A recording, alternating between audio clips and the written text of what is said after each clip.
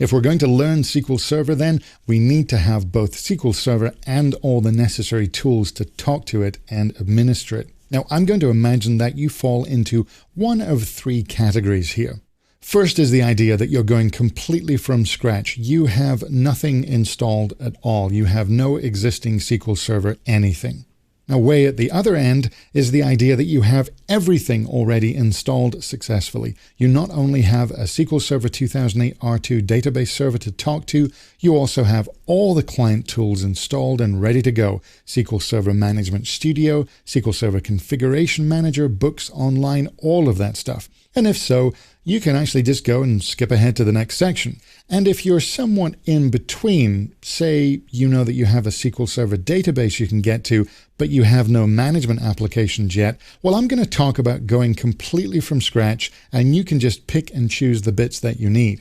Now, to be very specific about this, what we're going to do here is go through the process of getting a local SQL Server install up and running for development, for testing, and for just learning SQL Server. I'm not going to tell you how to set up your production server. That would be a very different discussion involving lots of whiteboarding about budgets and service level agreements and expected usage numbers. So what do you need to go ahead and install it? Well, the standard and the express versions of SQL Server 2008 R2 will install on most reasonably up-to-date Windows operating systems. Could be Windows 7, Windows Vista with Service Pack 2, even Windows XP with the most recent service packs. In a production environment, of course, it's typically installed on a server operating system like Server 2003 or 2008.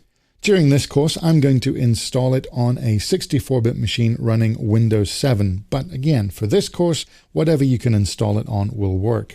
So how to install this thing? Well, if you don't already have a DVD or some other install media, you'll need to find the installer.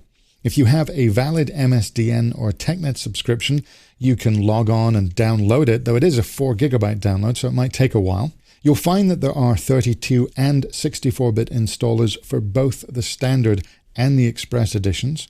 For this course, you won't see a difference choosing between those, but if you're installing on a 64-bit operating system, you might as well get the 64-bit installer. If you're not, get the 32-bit installer. Now, if you are planning to install the free Express edition rather than the standard edition, you don't need an MSDN or TechNet account.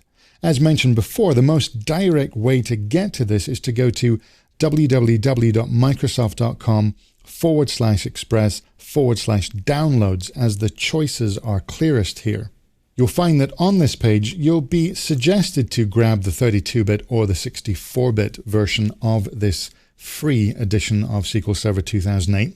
You do have some other installation options, and you'll find there's actually 4 versions you can download. One that is the database engine only, one that is the Management Studio Express only, one is both the database with the management tools, and the biggest download is the SQL Server 2008 R2 Express Edition database with advanced services.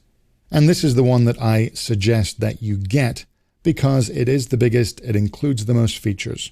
So grab whichever installation media you need, and once you have that, we're ready for the next step, which will be creating our service accounts.